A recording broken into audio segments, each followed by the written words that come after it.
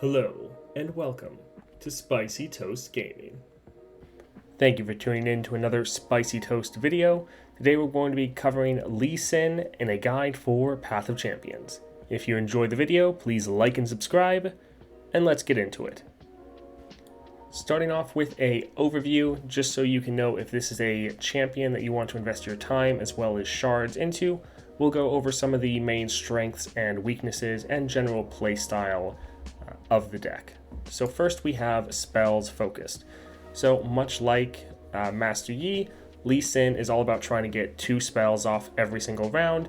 You're generating a Twin Disciplines every single round, and you're trying to use that to highlight your star powers, and that's generally the main focus of the kit. So feels relatively similar to a Master Yi as far as general playstyle. Combo. So with Lee Sin himself, he is very powerful. You're often able to utilize him to end the game and just one-shot the enemy nexus, but there is some combo elements you need to work on in order to correctly pull that off. So if you like combo playstyles, there's some of that in here for Lee Sin. Not as heavy as some other units, but it is definitely still there. Next we have inconsistent. So Lee Sin, he really relies on a lot of different elements, so getting the right star powers, having the right relics. He can have games where you are absolutely just unstoppable and feels like the most powerful champion in the game, and then you have other games where you just feel absolutely awful and you don't get any of the right powers and you just can't really do well at all. So he's a lot more inconsistent than most other champions, where getting the powers might be a nice bonus, but their general kit is solid enough that they're always going to have a straightforward game plan and come out with the win.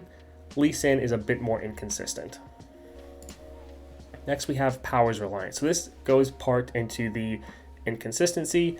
You really need to get the right powers on Lee Sin. We're going to have a massive section of this video later talking about all the different powers. I think we're highlighting more than any other champion. You really need to get the right powers in order to really have Lee Sin excel to his greatest potential. Next is mana starved. So with trying to get 2 spells out every single round, you really never seem to have enough mana, and a lot of the elements they try to give you to help you with mana don't actually really pay off. We'll touch on that later when we go over the deck, but as Lee Sin, you pretty much always feel like you need more mana than you have. Lastly, versatile relic builds. So this is one of the best parts of Lee Sin. There's a lot of different ways to build him. So many different relics work quite well on Lee Sin. So if you like a champion where you can have a lot of different relic builds or use pretty much almost any relic in the game positively and really get that to help you, then Lee Sin is definitely that. So this is just it for the overview. We'll go hop in game now and further explain what we touched on here. In game now with Lee Sin. So we have him at 23 and 2 stars. So he is a 5-cost champion and starts out as a 3/5. So for Lee Sin, if you have him on the board, when you play a spell, give me Challenger this round. If you play another one, give me Barrier this round. So very good for either offensive or defensive, being able to have that barrier to either block or get that barrier and challenger to grab a unit, take it off the board, and survive. So very powerful already. His level up, you've played 10 plus spells. When he levels up, he goes to a 4/6. And now, Dragon's Rage enemies that I challenge. Dragon's Rage right here. An ally kicks an enemy into the enemy nexus, striking both. If the enemy survives, recall it.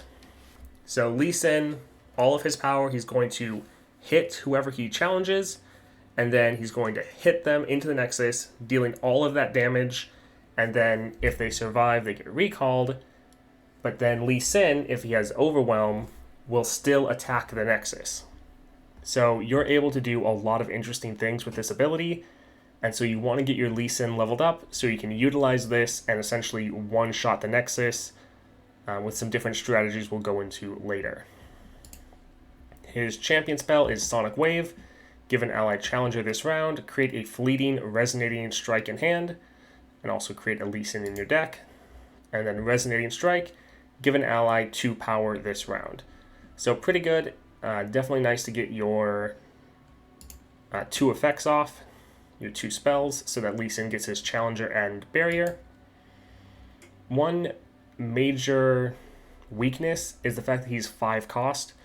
So with these decks, it's very nice to have Archangel Staff, but that really doesn't help Lee Sin because you're wanting him leveled up when he comes on the board, and so you're wanting to play all of your spells before you have him on the board. So giving him Archangel Staff, since that's only going to benefit once you actually play him, isn't actually that much of a help, and that's why it actually feels quite weak. You really want to try to get Sorcery, but we'll touch on that more later. So star powers. His rank 1, when you play a second spell in a round, give your strongest ally 4/4 this round. If you have the 3-star, this goes to an 8/8. So once you play 2 spells, your strongest unit gets a massive buff for that round. So this can either help swing fights or just deal a massive amount of burst damage to the enemy nexus. Can be quite good, but without Overwhelm, often it's just going to get blocked out, but still can give you some nice survivability and really help swing some engagements. The 2-star, +1 starting mana, round start, create a fleeting twin disciplines in hand. So the twin disciplines, 2 cost burst, give an ally 2 power or 3 health. So this is one ability or one spell that's going to get generated every single round, so you just have to worry about getting another spell in order to trigger Dragon's Spirit, your other star power. But since this is 2 cost, you're going to want to try to get this reduced down if possible, because having to spend 2 mana every single round, it's part of why you're always feeling mana starved as Lee Sin. Taking a look at the starting deck, so we have Inspiring Mentor, 2/3 with that Giant's Belt, play, grant an ally in hand 1 power. This is fine, can help buff up your Lee Sin a little bit more. Nothing amazing, but having 3 health for a 1 cost unit is a decent blocker. Sonic Wave with Mana Potion, so now the first part costs 1 less. The Resonating Strike still costs 1. This is the same as Lee Sin's champion spell that we touched on before. Green Glade Lookout. This is a very good card once you get that Phage. So 2 cost 4/4. Strike, reduce the cost of your most expensive unit in hand by 1. So this is helping to mitigate your mana issue, as well as just being a very solid stat line for 2 cost. Gruesome Theater, recall a unit with 3 or less health, and then summon a Mighty Poro. Pretty good spell. You can really use it to mess with enemy attacks. So they attack and then you recall a unit. Even if they have the mana to play it again, that unit's no longer attacking, and then you're also summoning a Poro. So there's a lot of different ways you can use this. Recalling your own units if you need to. It doesn't scale too well as in the later games when you're going up against like Galio or Aurelion Sol. Quite often units are never going to get below that 3 or less health, so it's kind of feels like a waste. So this can be really good in your early games, but really falls off later on. Scaled Snapper, so pretty good once it's a 2-drop. When you play, you get to either give it 3 power or 3 health, so you can give it a lot of damage, or you can have a really solid blocker. Scales of the Dragon, once this gets that Colossal Hammer, very nice. When I'm summoned, create a Dragon's Protection in hand, so that is a focus cost, or focus speed 2 cost spell, grant an ally 3 health. So pretty good, giving you some defenses, either to buff up your Scales of the Dragon, or saving that for Lee Sin, but a pretty solid stat line. Shadow Assassin, when I'm summoned, draw 1 with Elusive and 3/2. Pretty good stat line, nice having a elusive. As you see, all of his cards, especially once you get some upgrades, are relatively cheap, which is good, but you still have an issue in the early game of, do I try to play a unit, or do I have to save all of my mana for playing spells? So even though your units are quite cheap, you're still normally mana starved until the mid or late game, and then it feels like you can get too much mana and you just don't have enough cards. Concussive Palm. So this is a 4-cost fast, stun an enemy to summon a Tail of the Dragon. Tail of the Dragon here, 3/2. If it gets recalled, it goes back into Concussive Palm. So if you need to recall this with Gruesome Theater, you can. So this has Grifter's Deck. Shuffle 2 copies of me into your deck, they cost 1. So that while that can be very nice, the fact you have to spend 4 mana to start the shuffling process of putting those 1 cost in your deck feels pretty bad. For a rare item, I'd much rather just have gotten like a Tear of the Goddess to make this go down to a 2 cost. That would have felt way better. Having to get to the point of spending the 4 mana to stun a unit and then start putting extra copies into your deck really doesn't feel worth it. It really doesn't help your mana issues. It's great if you get like sorcery, so you're refilling your spell mana, and so you can play this for cheap at the early game and start that shuffling process and just filling up your deck with these cheap stuns. That can be pretty good, but if you already have sorcery, then you're already going to be having a much easier life anyways. This item really doesn't help you most games. It's just too slow to really get the payoff you need.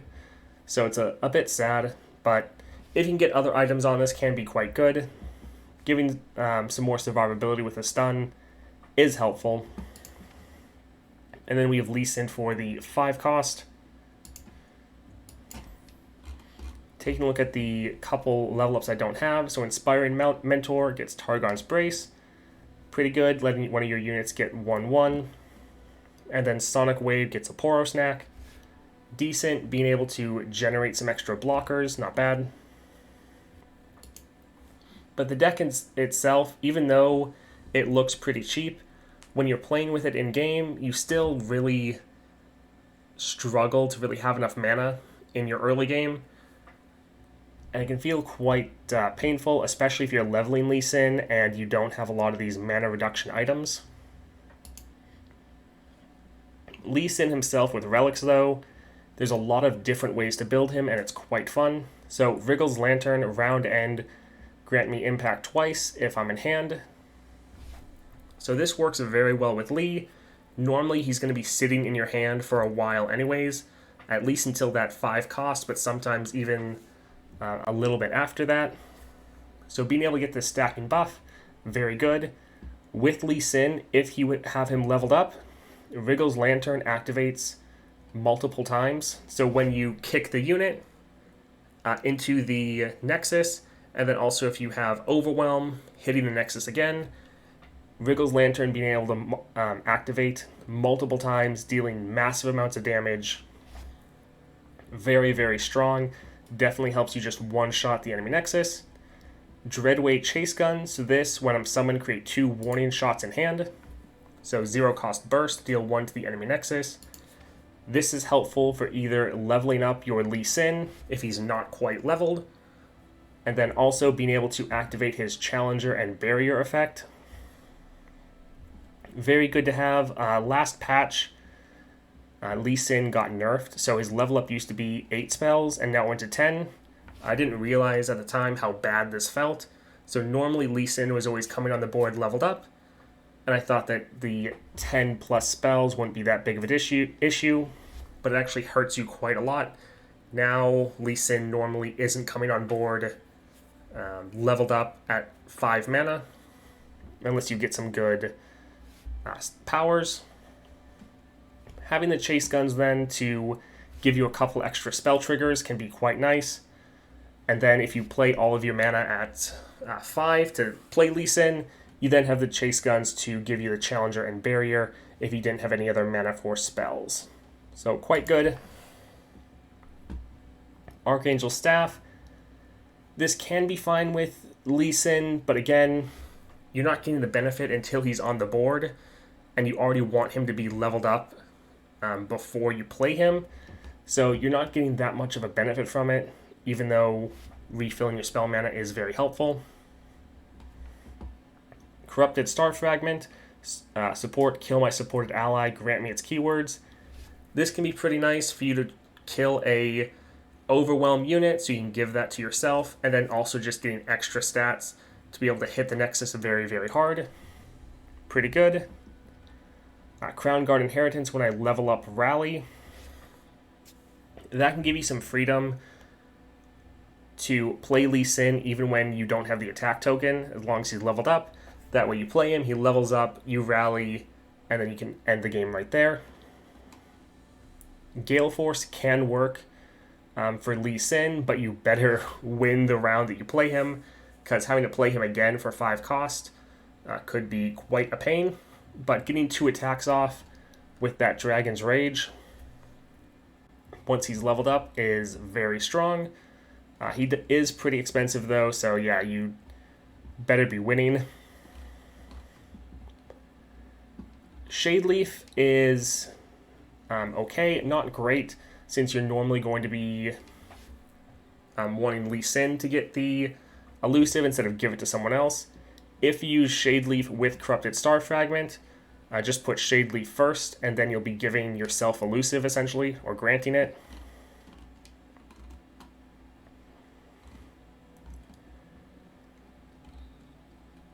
Berserker's Buckle, when I survive damage, grant me 1/1. So this can trigger through Barrier, so you can get it so your Lee Sin doesn't actually take damage, but he technically survives it, and so he still gets more stats.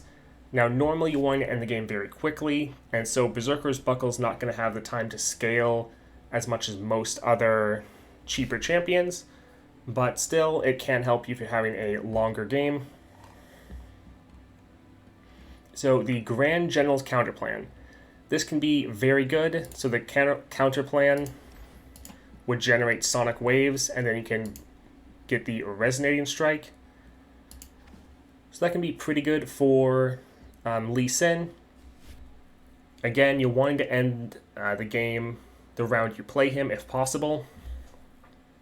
So getting these round starts wouldn't be as beneficial unless you're having a slower game and you're not able to consistently end when you play him.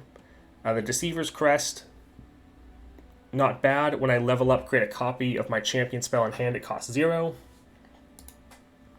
So while your champion spell does already cost very little mana, if you don't have like the Chase Gun, the Deceiver's Crest would work in a similar fashion of giving you cheap spells to play when you drop Lee Sin, so that you can help end the game and trigger his Challenger and Barrier.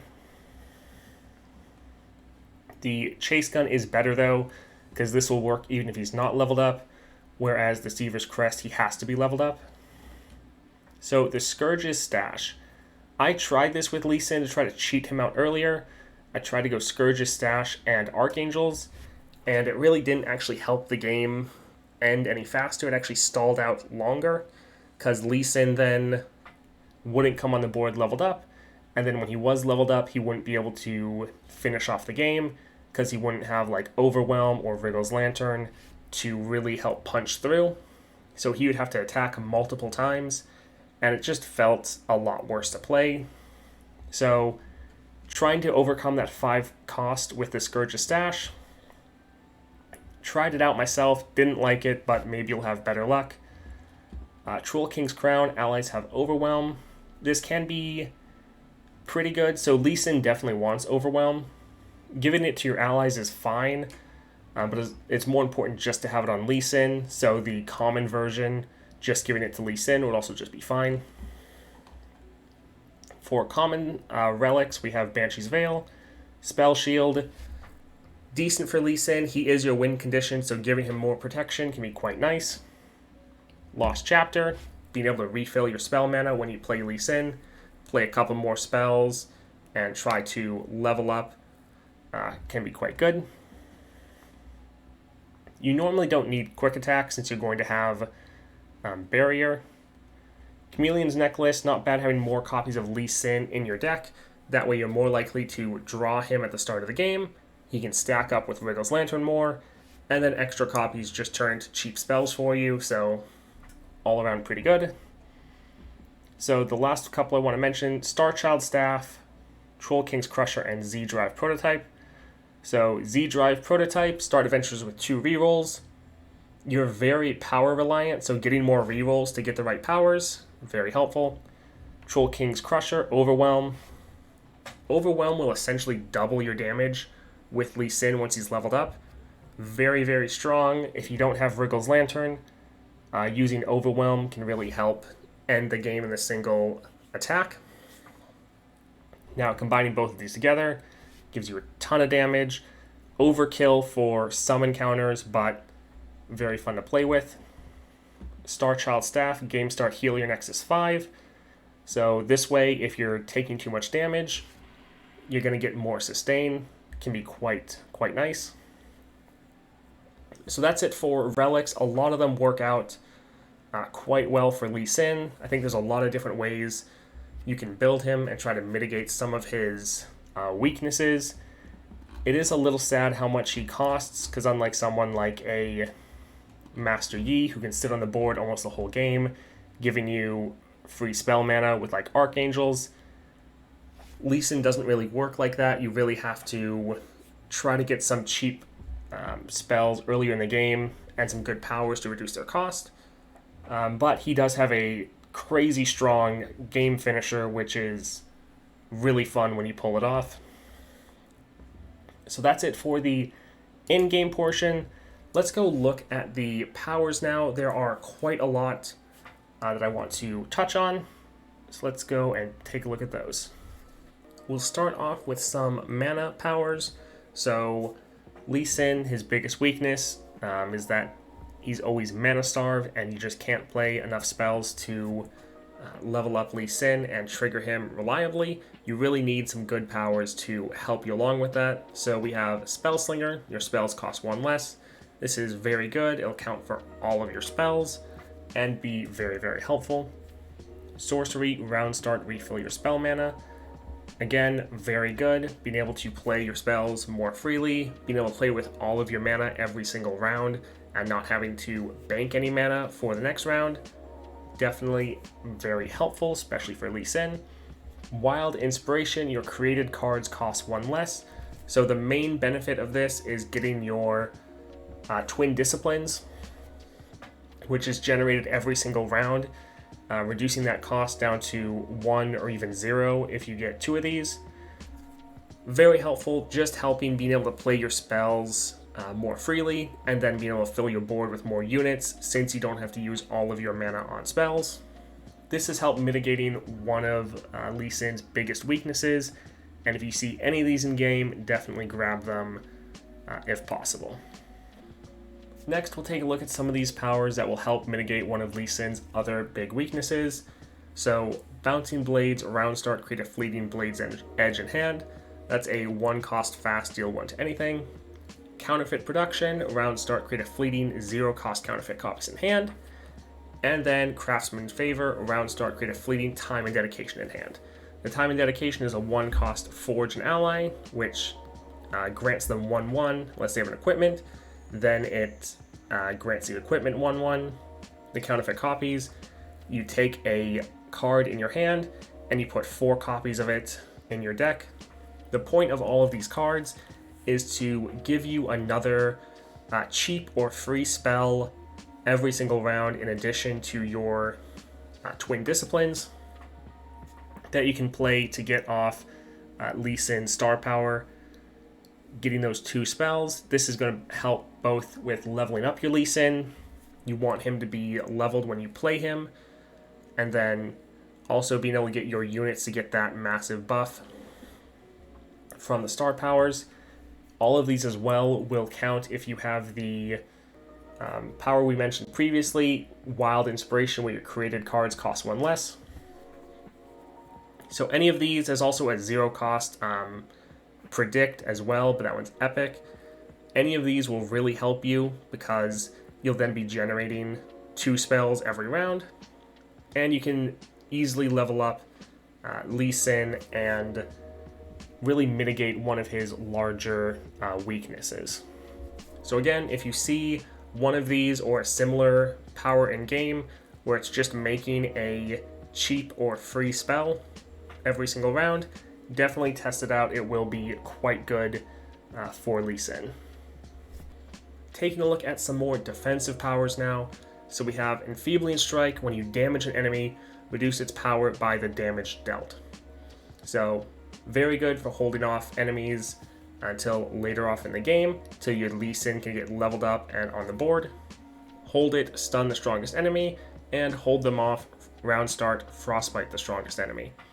Both of these are fulfilling the same role of just reducing the enemy's attack and reducing their options to be aggressive against you. So this helps you either take off enemy threats, avoid them entirely, or just keep them from attacking you while you stall out the game. Very helpful for Lee Sin as he's somewhat of a ramp deck as you're trying to play all of your spells and get your Lee Sin leveled up and on the board, and he is normally ending the game. So any powers that can help delay until that happens is quite helpful. These are not quite as good as getting your spell mana or free spells every round, but these are still quite helpful for Lee Sin. We'll take a look at some epic powers now. So first we have Spell Burn. When you play a spell, deal 1 to the enemy nexus. You're going to be playing as many spells as possible, essentially, and so dealing a lot of poke damage or chip damage to the enemy nexus throughout the entire game, and this might actually be what does the most damage, depending on how lucky you get with generating free spells. Can be quite nice to have. Share the Bounty. When you target an ally with a single target spell, copy it on your weakest ally. So this works very well with Lee Sin. You're buffing up your own units with the majority of your spells, and so spreading that out, helping all your units get stronger, very nice and helpful. If you have one unit, it then just doubles the effect, so very strong as well. And since this is copying the spell, it counts as 2 spells, so you only need to play 1 to get Lee Sin's power off each round. And this also just helps level up Lee Sin very quickly. Can't stop, won't stop. Allied buffs except barrier are permanent. So the main reason this is so good is that Lee Sin star powers, giving your unit either 4/4 or 8/8 after you've played 2 spells. Very strong, and making that buff permanent is crazy. Also, a lot of your spells are buffing up your own units with increased stats, so making those permanent as well. Very, very strong. Just thought I would shout out some epics that work quite well with Lee Sin. Taking a look at support champions now. As always, we don't just want to give you a list of support champions, but we want to give you some reasons why you might want to pick them or what things to look for in some other support champions. So first we have cheap spells. So any champion you see that has cheap spells, maybe a champion that normally has a more expensive spell, but because of items on it, it's going to be a 0 or 1 cost. Definitely keep an eye out for that. Also, flow effects. So flow, if you don't know, if you played 2 spells in the previous round, then the current round, the flow effect will activate.